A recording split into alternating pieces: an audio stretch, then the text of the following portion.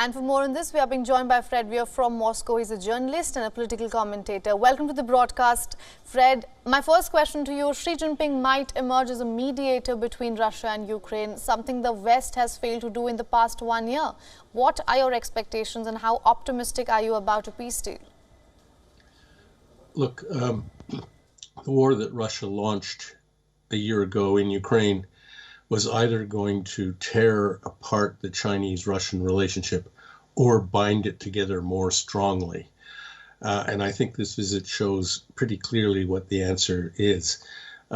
This is Xi Jinping coming to Moscow to give his full support to Putin.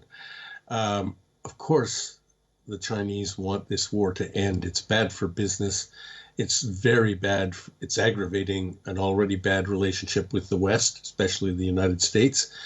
And so he's bringing a peace plan. What we've seen, what's been published, is 12 sort of disembodied principles that the Chinese hold dear.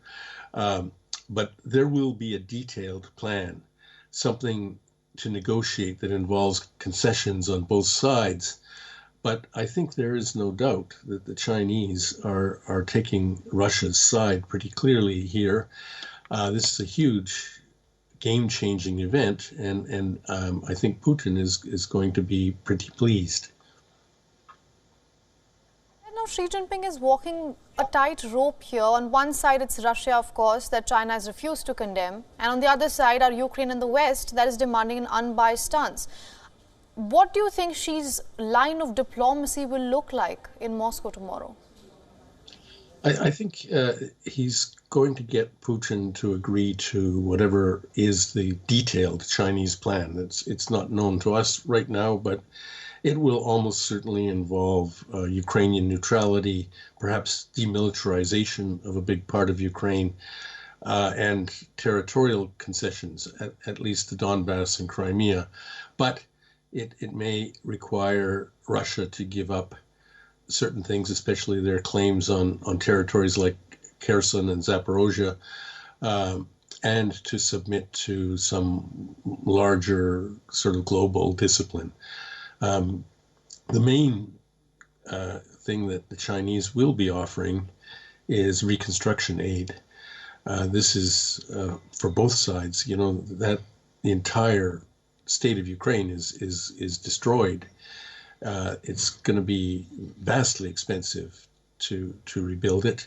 Both whatever Russian occupied parts are and whatever remains of Ukraine is going to be a huge money sink for decades to come. And I think that the Chinese want to get into that. Right. Now, you know, diplomacy is never only talks. It's almost always has pre-calculated motives to say. What is in this for China, Fred? I think China, first of all, they're stepping out onto the diplomatic stage in a big way. And this is clearly not a one-off, that Iran-Saudi deal. They want to become a big player in global diplomacy and to reshape the world. And those 12 principles that they publish show the way they want to reshape the world.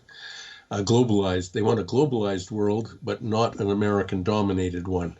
They want one where China can do its thing economically, to play by a set of rules that are equal for China.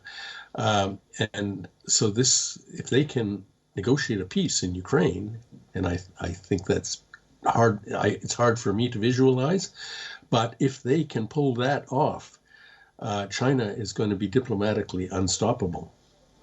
Absolutely. Interesting point there you made, that the war could have either made or broke the Russia-China relations. Now, it will be interesting to say. Hopefully, we'll have answer to that question tomorrow in Moscow. Thank you for all your insights, Fred. Thank you for joining us on this broadcast. Thank you. Thank you.